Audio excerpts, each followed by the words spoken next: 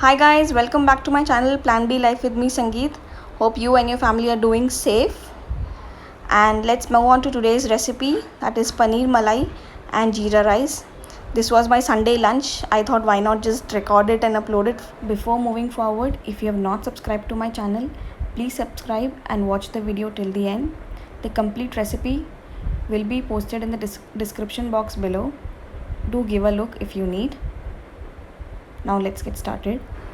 I've taken around 2 onions, 4 green chilies, 2-inch ginger peas, 4 cloves of garlic, whole spice cinnamon 1 stick, black cardamom, green cardamom, cloves, peppercorns, and this is the main ingredient, kasuri methi, and 1 bay leaf. This is fresh cream, around 3 to 4 teaspoons, 1 cup of curd, and this is paneer, around 200 grams. So first we have to boil the onions, chili, ginger garlic and the whole spices except bay leaf and kasuri methi, because we'll boil this and then grind it to a fine paste and then use this as gravy for a recipe. Minutes, so that all the flavors of these spices and the onion, chili and garlic get infused in the gravy. So I've kept it on the flame for around 5 to 7 minutes. We have to boil until all the raw smell leaves and the onions turn translucent. As you can see, after 5 to 7 minutes it has turned translucent, and I've switched off the gas. I've strained it and put it in the mixie jar to grind it to a smooth paste. After grinding, we'll again strain it because we've added raw cinnamon and black cardamom, which tend to have that flakiness in them, so it will not be a consistent gravy. So I have strained it. Now take a kadai, add 1.5 teaspoons of ghee and a little oil. When the oil and ghee is nice and hot, we'll add 1 teaspoon of jeera, 1 bay leaf, and saute it for a few seconds, and then we'll add the ground paste for the gravy. I've also added cashew in it. Sorry, I forgot to mention it before and also show it in the recipe because I kept it aside and then I forgot it and finally added while I was grinding it. I've added salt, a little turmeric powder and a little hing. Give it a nice mix and let it boil for a few seconds till the raw smell of the turmeric is gone. Now we'll add 1 teaspoon coriander powder, 1 teaspoon jeera powder, half teaspoon of garam masala powder, and give it a nice mix for about 2 to 3 minutes. Let it boil. After boiling it for 2 to 3 minutes, we'll add the curd to it and mix it again,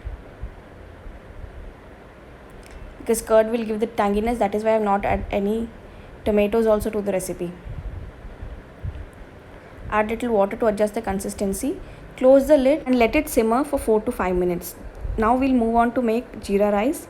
For that I've taken 1.5 teaspoons of ghee and a little oil.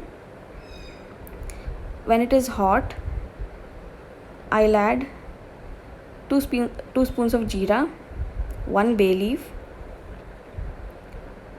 1 cinnamon stick small piece, 1 star anise and 2 cardamoms, green cardamoms. Give it a nice mix. I have pre-soaked basmati rice for around 20 minutes.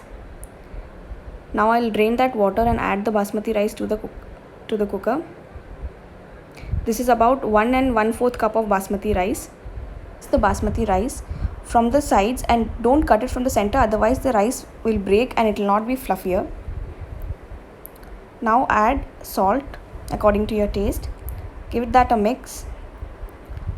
For this 1 1/4 cup of basmati, I'll be adding 2 cups and a little more of water so that the rice is nice and fluffier and separate and not mushy. Now mix this and close the lid of the cooker. Simmer it for 2 whistles and let the steam release in itself, and after that you open the cooker. The rice will be fluffier and not mushy and it will be grainy. Now let's move on to our paneer malai that we have kept for simmering. Now add the paneer cubes, saute it for around 1 to 2 minutes. Paneer does not need to cook for a longer time, so it is easier. Now we'll remove the bay leaf from the recipe. The work of bay leaf is over, so we'll just remove it because nobody eats bay leaf, right? After that, we'll add kasuri methi. Crush it in your hands for the maximum flavor, and then sprinkle over the paneer. I like kasuri methi's flavor, so I've added a little extra. If you don't like, you can cut that down. Give it a mix, let it simmer for around 1 or 2 minutes, and finally we'll add the malai. I've added 3 teaspoons of malai. After adding the malai, turn off the flame after 30 seconds. So I'm just giving it a mix for around 30 seconds, and then our recipe is ready. Enjoy this paneer malai with jeera rice or hot rotis, and it is done. I guarantee you the flavor and the taste, it will be very good. Do try this recipe and let me know in the comment section below. And thank you so much for watching the video.